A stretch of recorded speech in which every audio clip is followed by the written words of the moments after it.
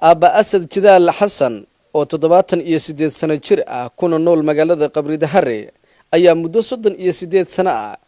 karinayay shaaha hantina ka tabcay. Aba Asad waxa uu sheegay inuu khibrad durugsan u leeyahay karinta shaaha maadaama uu waqti dheer uu ku soo dhex jiray karinta shaaha waxa uu ka tabcay sida uu sheegay hanti geel iyo loo iskugu jira noloshiisa iyo tan qoyskiisana uu ku kaafiyay karinta shaaha. mar aanu wax ka weydiinay inta saac ee uu shaqeeyo ayaa waxa uu sheegay Aba Asad Jidaal inuu shaqada uu soo galo 11 amaba 5 subaxnimo kana baxo 3 amaba 9 fiidnimo taasoo u dhigan inuu shaqeeyo 15 saac 24 saac. 38 sanaan karinayay shaah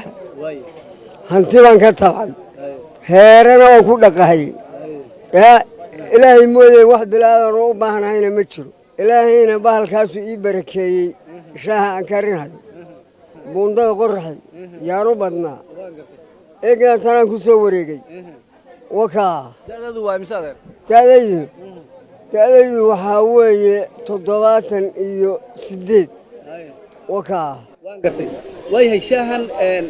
imsa saac baad markaas ku gudjirtaa shaqada aroorti goorma soo gashaa aroorti markii aan tukadaan soo gala waka way noloshaada see u kaafiyaa shaahan aad kariso noloshaydu wuxuu u kaafiyaa saxa ragal u kaafiyaa waka dadka inta roon ma ku jira waka way wax caqabad ah oo intaad ku guda jirtay muddada 38 sano ee aad sheegtay oo dhanka shaaha kaaga timaaday ma jirtaa ما فايدة ما خسارة كمار وكا واسير بدنا ندتكو وحي اسكو عيان أما بيجهدان دنك تشكذا دنك وحكرنت دمر كان لو ده يبلي حقاسي واحد الله أو الله يماد مجرى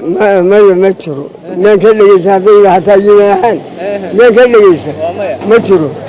وكا جيل بان كتب علي والله كتب علي والله لا لو جرسد وكا way shaahan aad samaysay ma geel iyo loobaad ka samaysay geel iyo looba ka sameeyay waka ilaahay wala garab qabta waka geelaagu hadda imsu dhayan geelayo waxay ugu dhaheen geel iyo ragga tiraysa midna lama sheegay ugu dhaheen laakiin 20 iyo hayay way oo geela shaahad ka samaysay dhankooda qaar ka mid ah bulshada macaamiisha u ah ee u soo doonata shaaha Adeer Asad oo dareenkooda aan wax ka weydiinay ayaa nooga warbixiyay sida ay ugu xidhan yihiin Adeer Asad iyo tayada shaaha uu kariyo. mar walba waxaan jeclahay inaan ka cabo shaaha Asad yare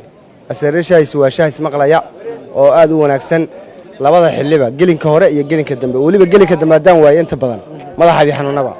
hadii jeer oo soo doontaa macnaha waayo akabaabigiisa meerad baan ku leenahay